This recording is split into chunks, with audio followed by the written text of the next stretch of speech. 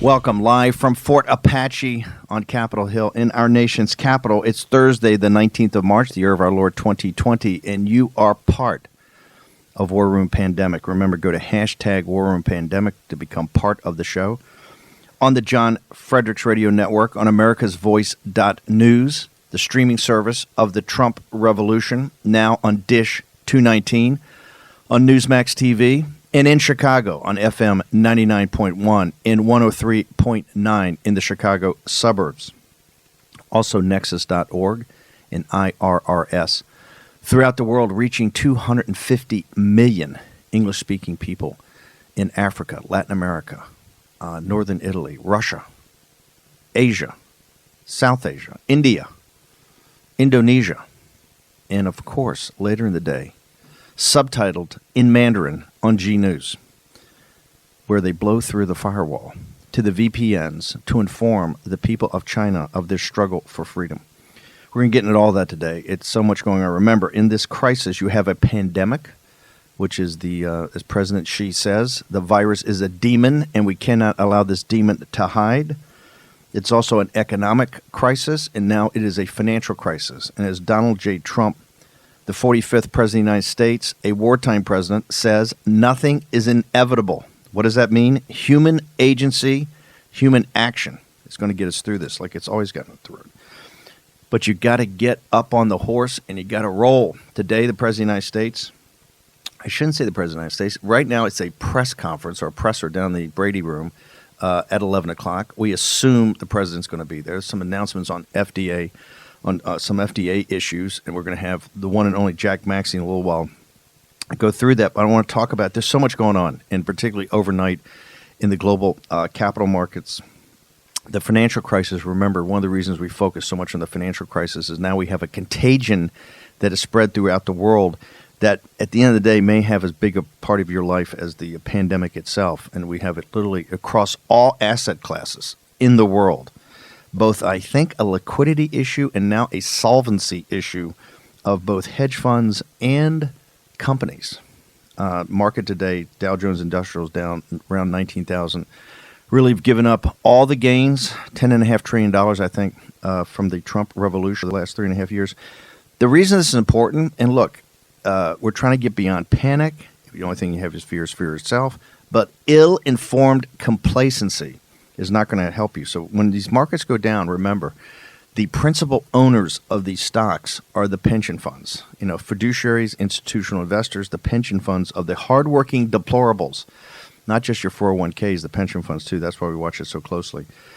And there's going to have to be a massive, I hate to call it anything else, bailout on the economic side. You know, they're talking about a cash infusion, helicoptering cash in of a couple of $1,000s to every person. Also, this most important thing, which is how do you prop up the little guys, the little job creators, these service businesses that have sprung up all over that are really a big part of the backbone of the economy. In addition, how do you open the balance sheet of the Treasury and the Federal Reserve to essentially keep Boeing solvent, keep the three-car. I can tell you right now, having done this for years at Goldman Sachs in the mergers and acquisitions department, and then my firm, when I had my own firm, we were really in kind of half of our business was the restructuring business, right? Restructuring. We were in the entertainment business. We were restructuring companies' debt all the time. Known on the street as three-card Monty. Right? Yeah. It was just restructuring this debt all the time. And it was never pleasant. It was never pleasant. But I can tell you what's coming down range. It does not take an astrophysicist to see that Boeing's going to be first up. You got the car companies. The big three are coming. Okay, they shut down anytime they shut down a factory and they shut down all their production, we have no aggregate demand. We'll get into all these concepts. Remember, one of the things we're trying to do here is make sure you understand the terminology, make sure you understand the nomenclature, whether it's on the pandemic side, whether it's on the economic side, whether it's on the financial side. And we want viewers to call in if you have questions or if you want to fact check us or what you think is fantastic. It helps. One of the viewers brought up the other day, perturbation. I guess I'm not saying it correctly. It's just a financial term. When you're running financial models, you look at different perturbations. You look at different contexts of how events affect cash flow, free cash flow. In fact, when I had my own firm and I left Goldman Sachs, we had a office in Beverly Hills, our key office. We had one in New York. and above the since we did so many restructurings, above the arch where he came in, it was the old William Morris building on Cannon Drive, built in 1923, a historic monument, I think it was, with the mask of comedy and tragedy on each side. When he got into our office on the second floor, it had a thing, "Abandon hope, all ye who enter." It was Dante's, but we had a saying at the firm, "EBITDA is an opinion, cash is a fact." So that's what we're going to get down to. EBITDA is the terminology for free cash flow, but hey, that can be any assumption in the world on any perturbation. What you want to see is go to the balance sheet and let's look at Mr. Cash. And that's where you've seen all these. You've essentially had a mini bank run. And what I mean by that is all these companies drew down on their revolvers last week fully. And this is why when they sat in the cabinet room with the President of the United States 2 weeks ago and the chairman of Citicorp sitting there going, "Oh, this is not a financial crisis. There's no financial crisis." And the president goes, "Hey, see, these guys say there's no financial crisis." What we say on the show that day, hey, that means that's the biggest tell there is a financial crisis coming because the bankers are the last guys to understand it. And now Citicorp is upside down. I think it's dropped 60% in its value over I think since January. Just another disaster. So all that's coming. I think we're going to adjudicate all this later. I think we're going to try to work through it. Is this today? And I want to get into this, Jason, as the wartime president. The Phase 3 plan of Mitch McConnell and Mnuchin is going to be laid out today, right? We're going to finally get what this $1 trillion, how it's going to be structured, et cetera. I'm just hearing out there in the ether that the payroll tax cut is probably not going to be part of that. That may be a Phase 4. But I can tell you what, we'll get to Ray Dalio later in the show, one of the biggest hedge fund guys, $125 billion, I think, hedge fund. Well, he admits he's down 20 or 30%, right? And Ray Dalio is Mr. China. He and Schwartzman are the Mr. China guys, right? Guess that trade didn't quite work out for you. But he talked today about $5 trillion losses in revenues. I mean, just incredible numbers, the scale of this. So we're going to get into all of that today. We actually got some great news. The FDA, I think what the president or whoever's up on the stage at 11 o'clock is going to talk about the FDA. Jack Maxey, who's his mentor, Dr. Hatfield, has filled his head up with tons of knowledge. So he's going to be talking about what probably going to be the FDA today. Let's go to wartime president. President Trump he likes this construct, doesn't he? Yeah, let me go and remind folks. Here's the clip of President Trump from yesterday answering a question from Fox News' John Roberts. Then let's get into what this really means. Contagious, very, very contagious virus. Do you consider America to be on a wartime footing in terms of fighting this virus? I do. I actually do. I'm looking at it that way because, if it got out of control, the big thing we did was a very early stoppage of people coming in who could be very, very heavily infected. That was a very good move, and it was very early, very, very early, when most people, including a lot of professionals, they didn't want us to do it. That really saved a lot of lives. And yeah, I look at it, I view it as in a sense, a wartime president. I mean, that's what. So that's President Trump from yesterday's press conference. I want to spend a moment on this and go into a little bit because now that we're there where President Trump acknowledges he's a wartime president, Democrats, the media, everybody realizes this. What does this really mean? A couple things. Number one, this is all about focus. This is showing that there is nothing else more important to our country, to our economic, our health, safety, everything than this issue. That's what being at war means. It also means that it's time to put the petty issues aside. We have to focus on this. You must separate the signal from the noise. You've got to focus on the signal and what is absolutely important and what has to be done today. It's about self-sacrifice. People need to realize that everybody is going to get hit here. The job of the government is to make sure that people don't get, as Governor Cuomo said yesterday, this is about saving lives. We're past the point of monetizing the cost of shutting down businesses. This is about keeping people alive. If we keep them alive, we can start about getting the economy back on track. It's also a realization, just being very blunt, there are going to be casualties. And again, not just with human life, but also with entire industries. It is going to change the way that we live.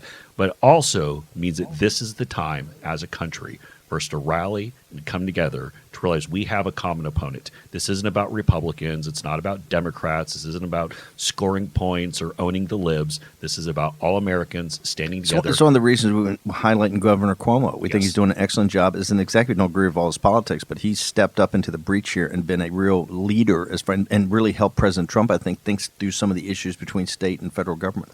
We should have the same spirit right now that we did in the aftermath of 9/11, when we all came together, put all partisan squabbling and small ball issues aside on winning the task at hand.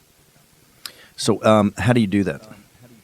Now that you've laid it out, I agree, and you're the first one to talk about this concept. How do you actually get this done? Well, I think it's three lanes, as we've discussed before. I think on the health side, there's both a containment and a mitigation lane. And then on the economic side, there are the things that we can do from the Keynesian, the spending side. This is where we need Congress back here. You can't have the Senate here working, but then the House is checked out, or where's Nancy Pelosi? I know they're talking about some remote voting, but that doesn't count. If Pelosi says we got to have people here, we can't go to the remote voting, can you? You also have to have them here to debate this stuff. I mean, they can have social separation, but this has got to be. You got to work through this in the process that we set up to work. You can quick time this. You can fast march it. But you can't. Once you let these guys out of town and let them do the remote stuff, it'll be a cluster. This also means going back to, especially in World War II, where literally everything, we saw President Trump do this, and Jack, I want you to jump in here because talk about President Trump actually did this last summer, but on the Defense Production Act, how everything now has to be focused on winning this war. So whether it's the auto lines, whether it's things being breweries and distilleries being repurposed into hand sanitizer manufacturers, this means that everybody's focus has to be on defeating the war. It's not just the government, it's up to us as well. Well, I think that one thing that we have to remember is this is not the first time that the president has instituted this act. Last summer, he did the same thing to try and protect our military supply of necessary magnets used in navigation systems, weapon systems, etc. And the problem is, just like our drugs, all of the rare earth metals that go into making those magnets come from China.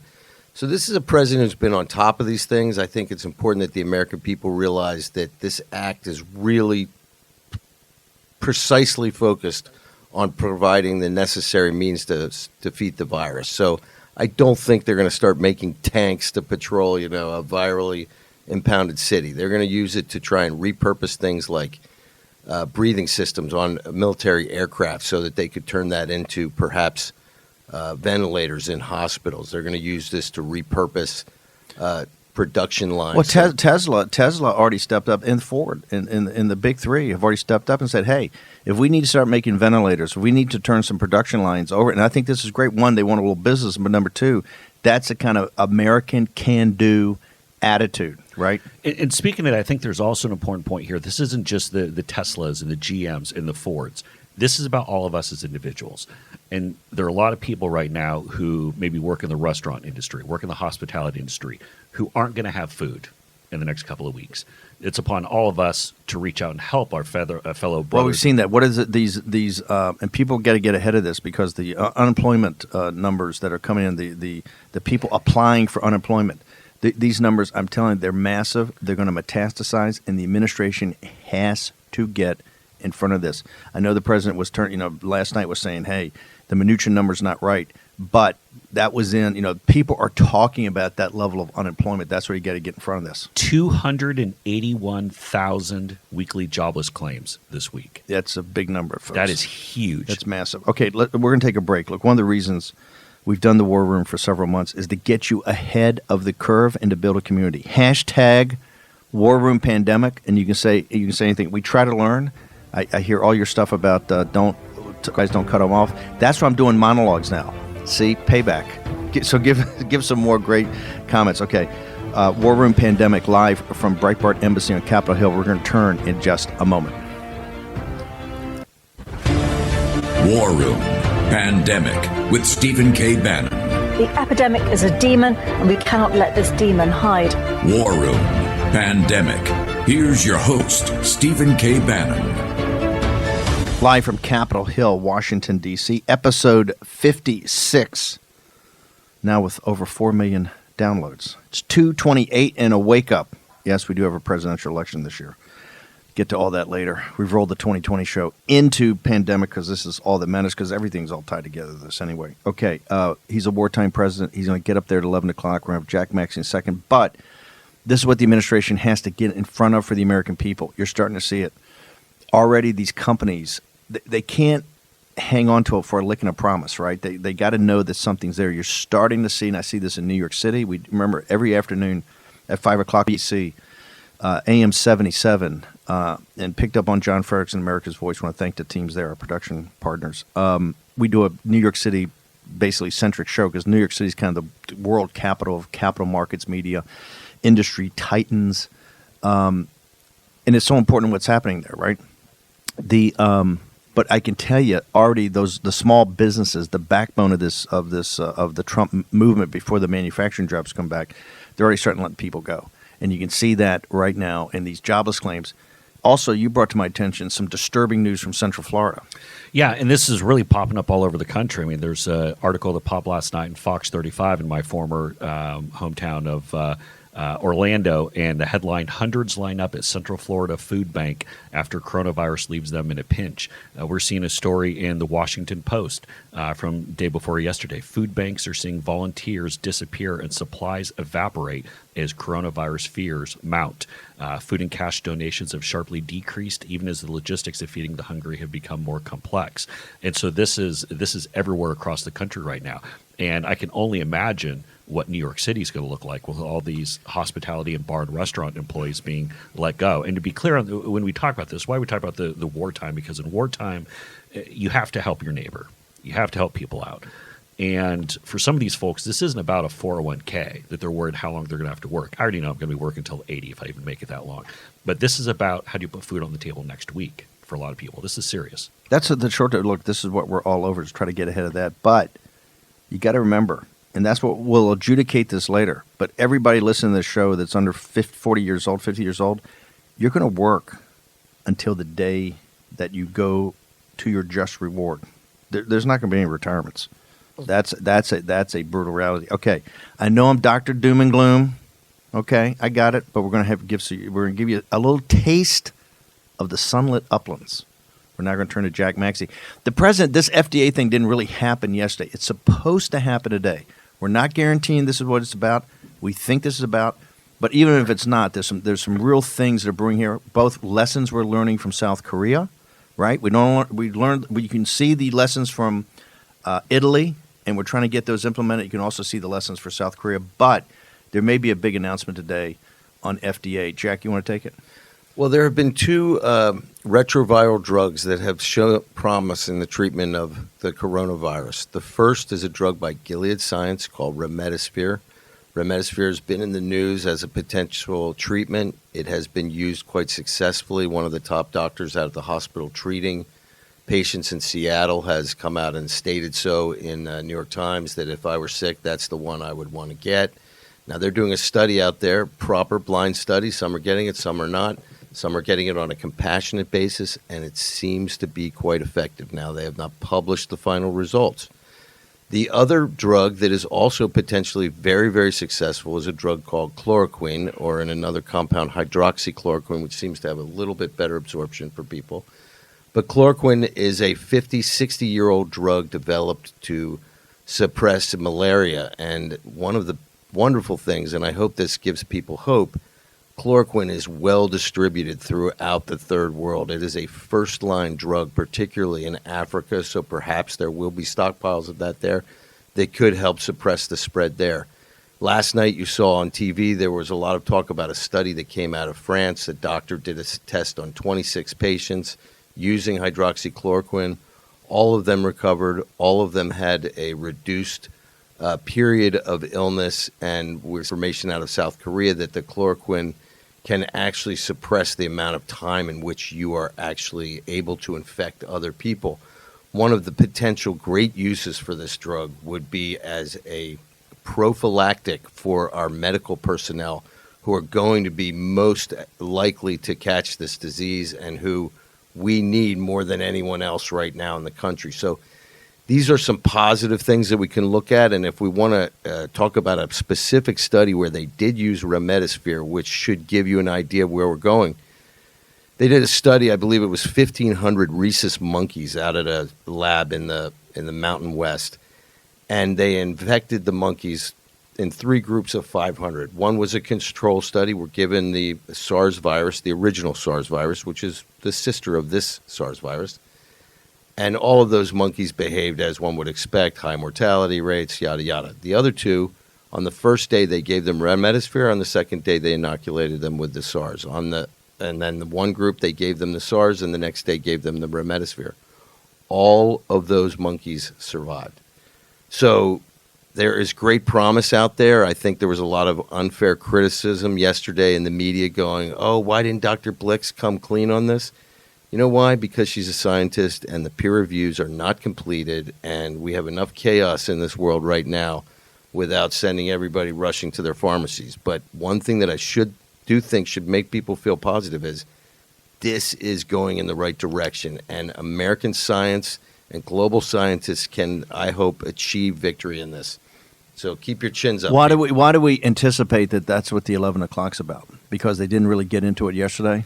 Because I think they probably want to. I mean, this is the kind of thing where you got to have your facts absolutely tight. And I think this is a little bit of a once bitten, twice shy about jumping out there unless we have the details. We saw what happened with the Google website, and then every process story inside, bash on the president administration over and over for a couple days. Now, I'm not a fan of him becoming press secretary and doing this unless there's big action. To me, this is a big, bold action. It's American, ingenuity. It's American grit. It's can-do attitude. They've tested this. We know they've done these quick tests up in Seattle.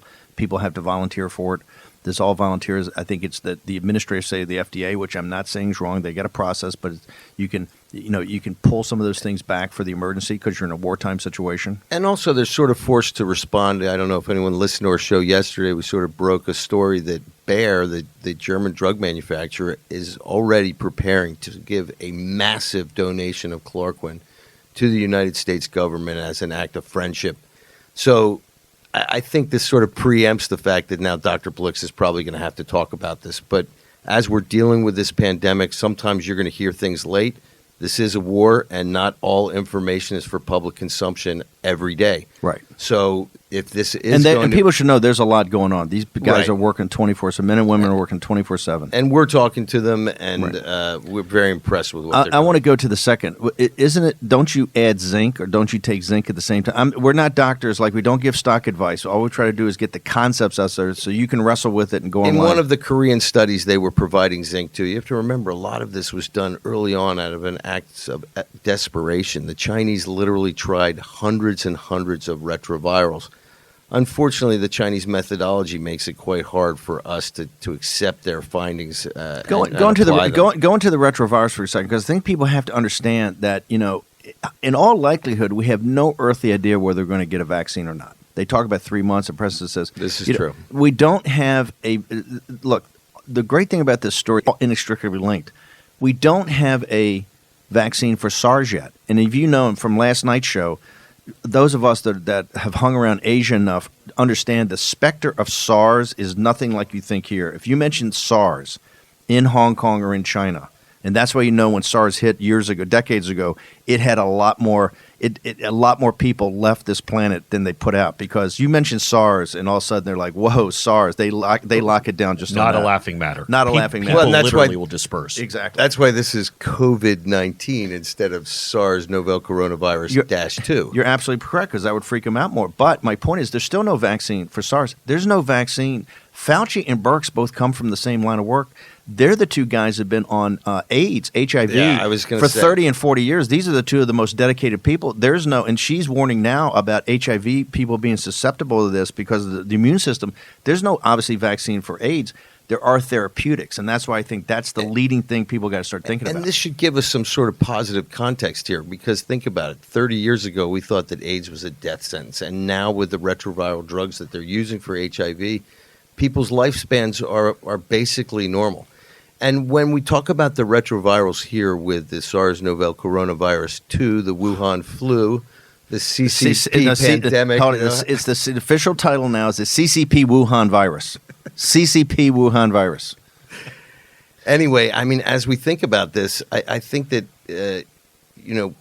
maybe we'll end up having like a cure for the common cold as this goes forward, because the entire world is focused. Well, you don't now. have a cure for the common cold because it's enormously complex. Isn't that Right. like 20 or 30 virus? Remember, I got a C in prep school, in military prep school in biology, so I'm not the guy. But a common cold's like 30 or 40 viruses you got to hit all at the same time. Of course, but These are not easy. as we restudy these, look into these antivirals, it may mean that we're going to have therapeutics for all sorts of things going Yes. forward. So every time the world is in a crisis, there's always a positive thing that comes out of it. This is going to be one of them. This is where President Trump, this is the one today he should be there to lay out the concept of therapeutics and what we're doing and how you have the American biotech community and how that's driving forward. And it's very innovative. You take the chains off it, and people may have to sign waivers.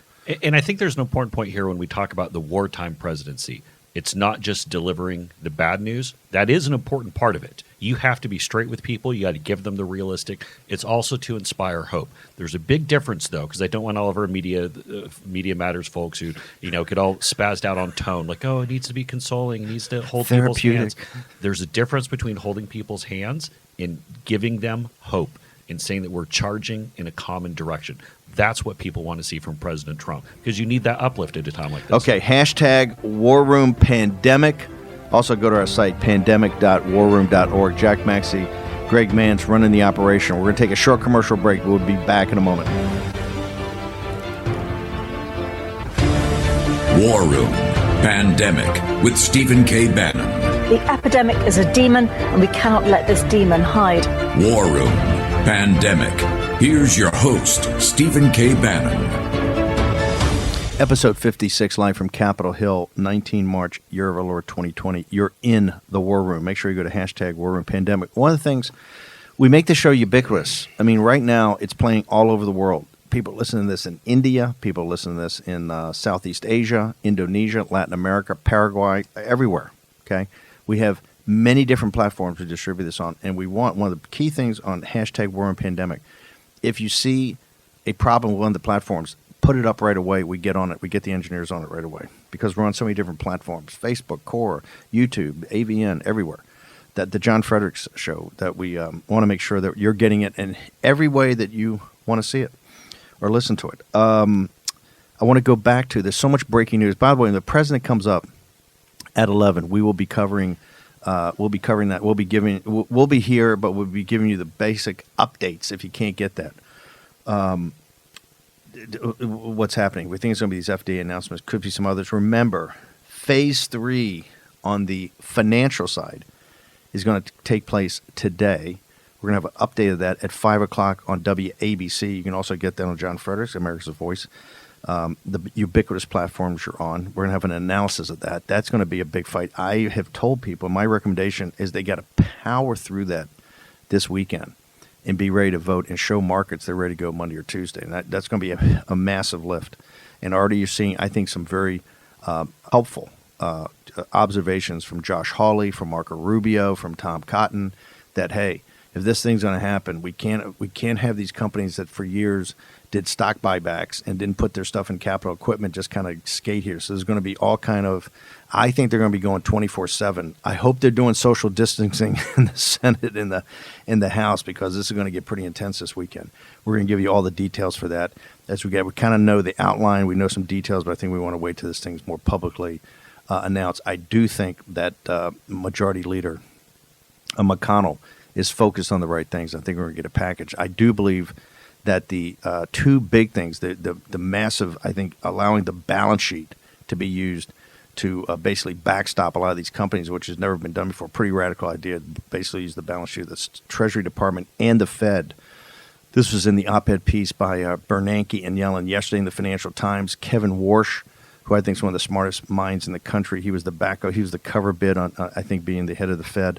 He had a great piece in the Wall Street Journal the other day. You see people are going to pretty big areas. But one of the things is that you see these great things throughout the country. And, I built my radio show for years on the truckers, right? We had call-in. I really did a call-in show. I mean, we would give news and have call-ins, and the truckers were probably our biggest part of the audience.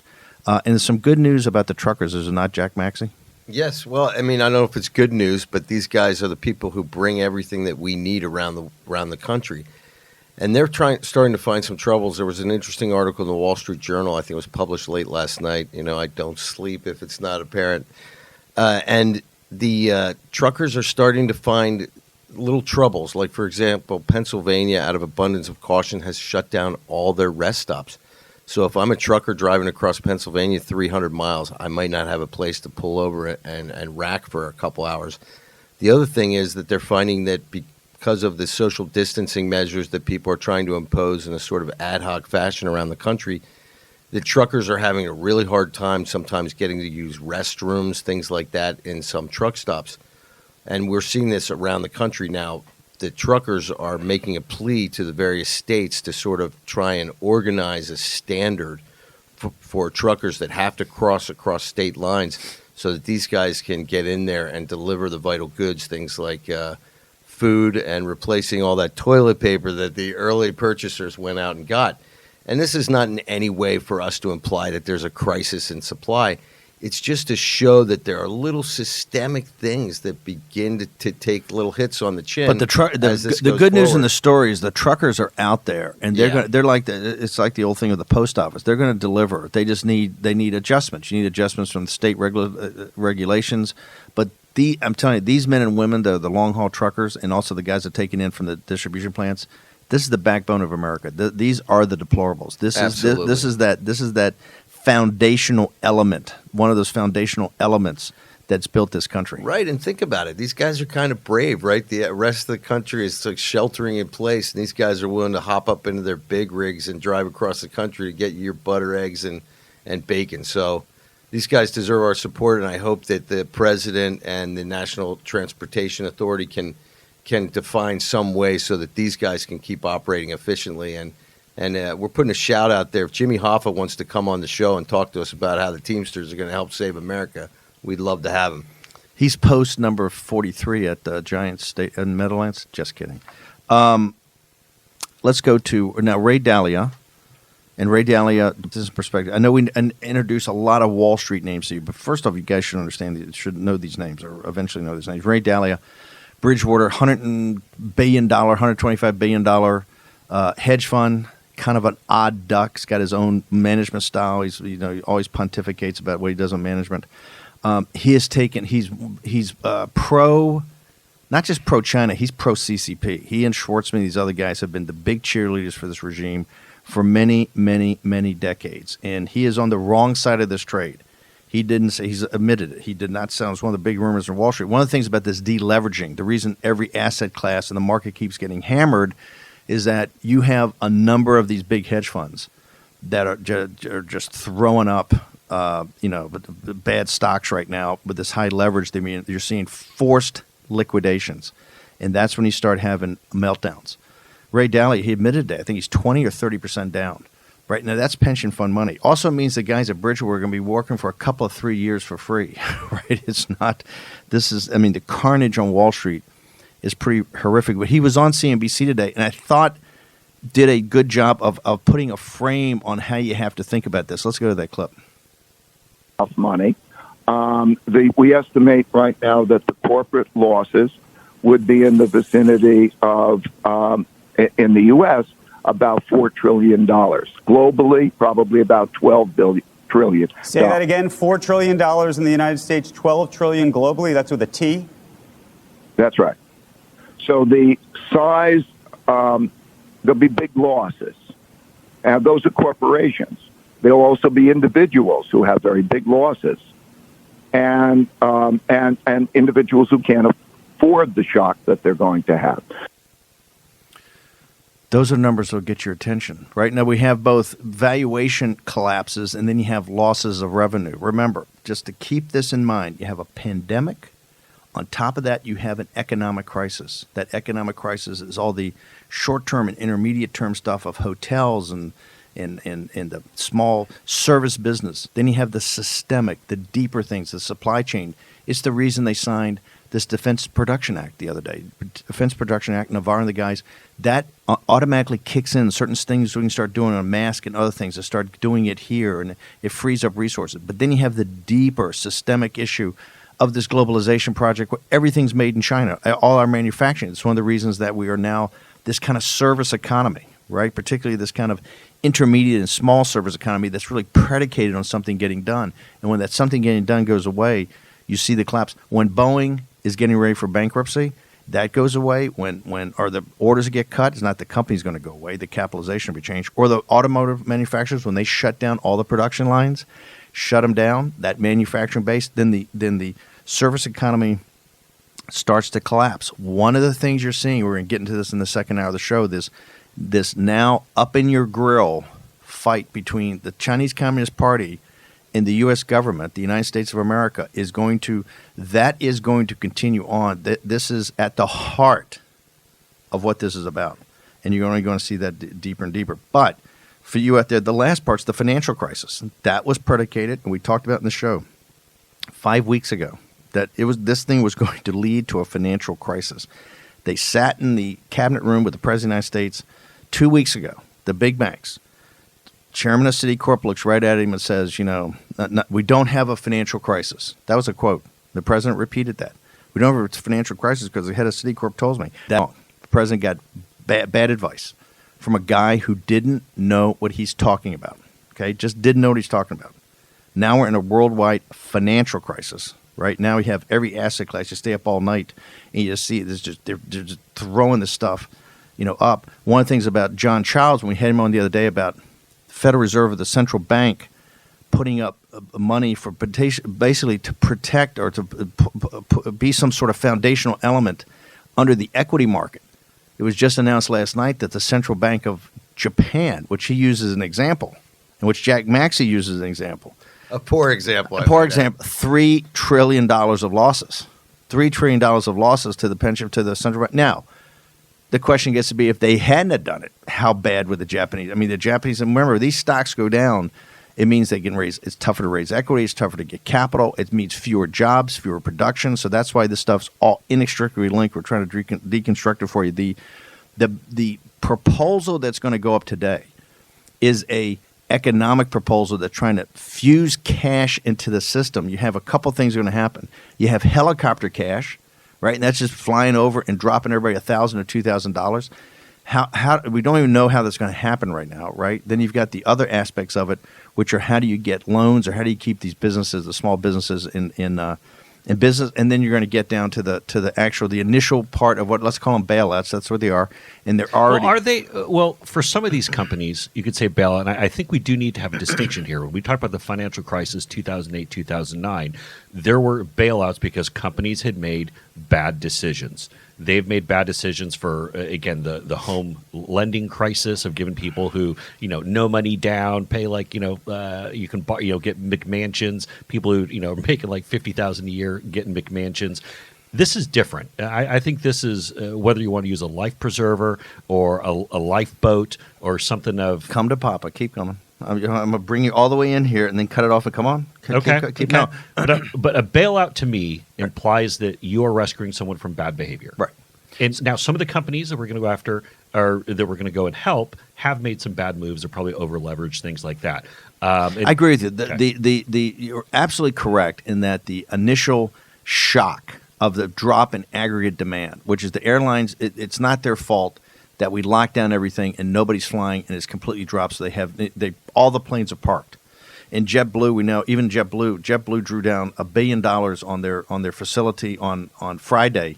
They thought they was going to last them for 4 weeks. I think it lasted them till yesterday, right? Because the guys are sitting there. They've never been in a situation with no cash coming in. The airlines, and this is AOC put it up yesterday, but so did some Republicans. 97%, I think, of their free cash flow over the last 5 or 6 years have gone to stock repurchases.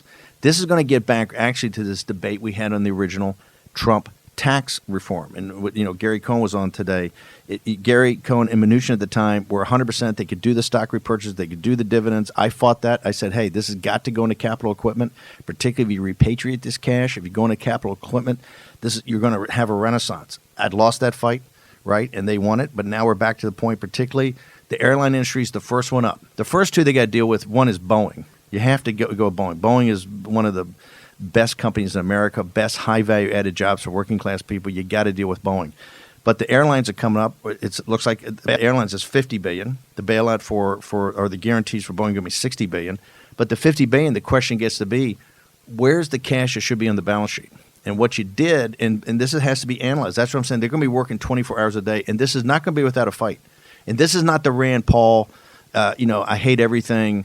Go read, go read Atlas Shrugged. Right? These are practical people. We're going to have a debate. Okay, we're going to come back in just a second. We're going to return. # War Room Pandemic. is how you join the show. We're now at Fort Apache. We're live. It's Jack Maxey, Jason Miller, Stephen K. Bannon. We're going to be back in just a second.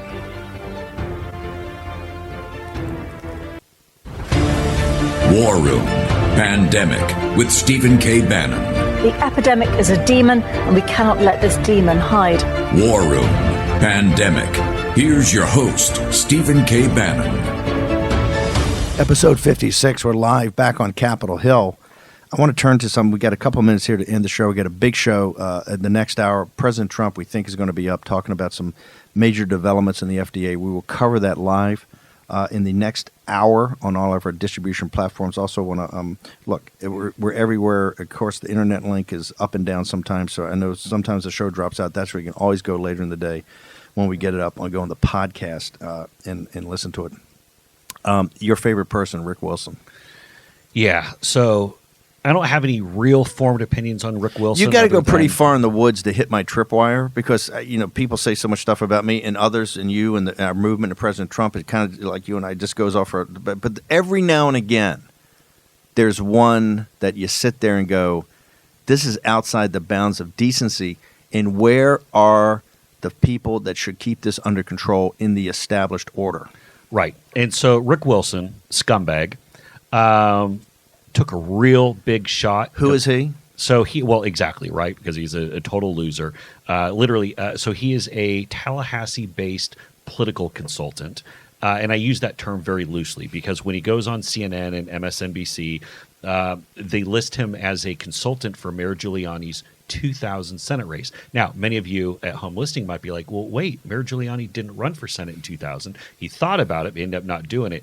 That's how broke this guy is. His chyron, when he goes on TV, says that he was a consultant for a race that never happened. Total loser. But he's part of this whole Lincoln Project with George Conway and all these guys, and Never Trump, the Principles First, all these But losers. this is beyond Never Trump. These have turned into the Trump haters. There's one thing to be Never Trump. I understand, and particularly if you're a Republican establishment or a country club Republican, I got it. You have legitimate concerns of this populist nationalist and also the way President Trump rolls. I understand that. But these guys are different. This is Trump hate. This is different. So yesterday, CNN Politics tweeted out First Lady Melania Trump to appear in public health PSAs on the coronavirus. Okay, great. And perfect. That's what we want. And by the way, anyone following Melania the First Lady, Mrs. Trump, anyone following her on Twitter knows she's been very active on giving ideas for parents to do with their kids while they're at home. She's been very active in this, talking about things she's doing with Bannon. So Melania has been a fantastic leader for the country in this time of crisis. Rick Wilson retweets that and writes #BeInfected. Think about that. This scumbag went after the First Lady of the United States and wrote "Be infected." And this is off of her Be Best. It's to make a thing off of her campaign, which is to help kids being bullied on the internet. Be Best. To give them self-confidence, to empower them. So he's taken that. And how did he flip it? Be infected. So he is literally wishing the coronavirus on our First Lady. Is Morning Joe on this? He's on MSNBC, is he not? He's not a paid commentator, and the way they get around this... He's not a paid commentator. No, but he's on Don Lemon all the time. I mean, he may as well be like Don Lemon's co-host. But he's also on Brian Williams. Yes. On MSNBC. So what they do is they won't give him a paid contributorship because they know he's a total loser and he goes and pops off and makes these comments. But what they do is they have him on all the time so he can go and spew his hate. And again, he's a total grifter as well. I mean, he's written now a couple of books on this. Nobody knows who cares who this guy is, but he's making money off of his Trump hatred. So essentially, Rick Wilson just did a PSA for Mrs. Trump's anti-bullying campaign. Just showed himself to be a big bully. And he should be treated that way with scorn. What should happen here? Well, first, I think the Secret Service should pay this gentleman a visit. Absolutely. I mean, you can't go in, and he has, I don't know, hundreds of thousands of Twitter followers. Trigger all these kind of real crazies, right? You trigger the real, and because then you're telling people it's okay to say things about the First Lady. You're giving them permission. You're giving them permission. And then it becomes, again, a big political divide. And here's the thing, too. There are a couple things. Twitter needs to deplatform this guy. They need to take him off. I mean, you absolutely can't be out there pushing this type of hatred. Number two, CNN, Jeff Zucker, the rest of CNN should come out and say, Don Lemon, Anderson Cooper, he's not allowed on our network anymore. We should see Phil Griffin, right, who's MSNBC. MSNBC. We should see, the Morning Joe should have that on tomorrow morning, right? They should be Mika should be all over this. Absolutely. They should be on there. He should be deplatformed from all that. George Conway should be coming out and saying, we don't want you part of this Lincoln Project anymore. I know that George Conway has some pretty pointed commentary for the president, and No, that's not pointed. I know George. It's not pointed commentary. There's pointed commentary, and then there's hate. That's what I'm saying. Like, he's in the hate category. I disagree with George Conway on his and George is a good guy. George is a good guy. He's a smart guy. I just don't know what's triggered him, but it's all hate.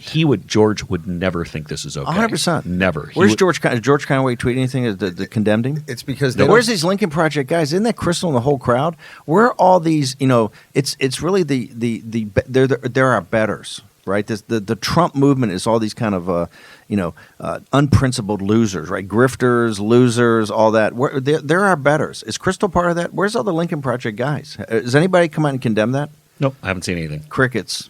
Guess you're not that high and mighty, right? Hey, just saying. Principles last. Principles last. Okay, before we got a minute. Jack, tee it up one more time. What do you think we're going to hear in the FDA today? Talk about this, particularly the main drug. I think they're going to be talking about the hydroxychloroquine and possibly remdesivir. Now, there is another drug that I won't be able to remember off the top of my head, made by the Japanese, that seems to be successful. It could be all three of these, but I do think it's a really positive sign for the whole country. And listen, there are sunlit uplands at the end of every battle, and this is just another one that we're going to have to fight in the history of this great country. Okay, you can go to #WarRoomPandemic to be part of the show. You can also go to pandemic.warroom.org, which is the website. You got Greg Manns and Jack Maxey keep this up all night long with Kyle Obert with fantastic stories, all the breaking news throughout the day, all the analysis. We're going to have Raheem Kassam is going to join us. Our colleague is going to join us. There's a lot happening in Europe, a lot happening about China, a lot happening on this propaganda war. There's so much going on. We're going to get to all this. Plus, we're going to be giving you live analysis and commentary on the 11 o'clock, which is supposed to be the 11 o'clock. Breaking news, Tulsi Gabbard is out, and she's endorsing Joe Biden. Tulsi, not endorsing Donald Trump. Tulsi, I guess you're not really that part of the movement, man. You let me down, girl. So we've got a lot happening in the next hour. Also, Dave Ramaswamy is going to be on, and we're going to bring him back for the exponential function. It's very important to understand the concept here, particularly things that are going to drive your life in the coming days and weeks. One of this is mathematics and how to think about it. Okay, I want to thank you very much. Episode 56, War Room Pandemic. The entire team will be back in just a moment. Remember, #War Room Pandemic wherever you are throughout the world. That's how you become part of the show. Also, if you listen to us on shortwave and midwave, just get us a comment on nexus.org. Back in a moment.